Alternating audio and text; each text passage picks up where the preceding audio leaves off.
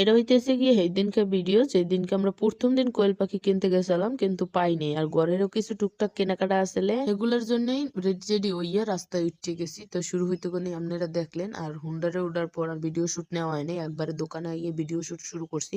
মানে মালামালের লেগে মুই আইছিলাম এই দোকানে, এই মালামাল একটাও পাইনি। তো অল্প কিছু কেনাকাটা করতে চাইছিলাম, হ্যাঁ দাম দরে বনে নাই। আর দোকানে একটাও কাস্টমার নাই, যার কারণে দোকানদার কলম সুন্দর মতন ঘুমাইতে আছে।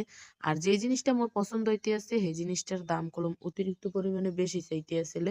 তো বেশি দাম দিয়ে যে মুই জিনিস কিনবো হেরম মানুষ কলম মুই না।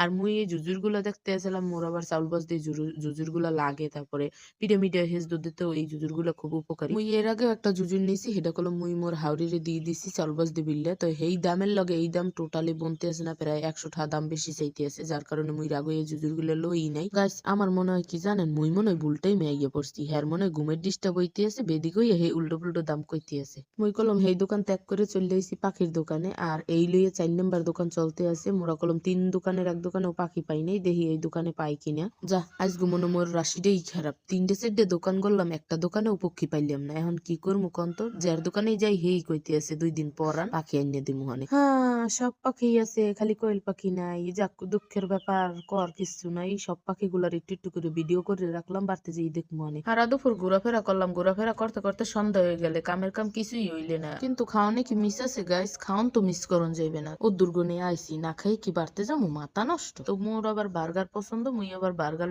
লইছি খাইতে। মোর বেড়া আবার ভালো পায় না, মুই খাইতে আসি আর হে ভিডিও শুট করতে আসি। ওখানের খাওয়া দাওয়া শেষ করে চলে আসি কেকের দোকানে। গুরুগারে আবার ফোন দিয়ে কেকের কথা করলে, তো ভাবলাম যেহেতু এই শহরের দিকে আইসি একটা কেক লইয়েই যাই। খাওয়াই জিনিস দোকানে যা দেখি সবই কিনতে মন লাগে, কিন্তু পকেটের দিক চাইলে কান্দ নাই গাইস, কি কম আম্মে গো লগে। তো মুই আবার ঘুরে ঘুরে এটা ওটার দাম দেখতে আসলাম। বেড়া এবার উঠতেই কইলে কি এটা ওটার দাম কম দেখ, পকেটে কিন্তু এত টাকা পয়সা নাই, কিনে দিতে পারবো না।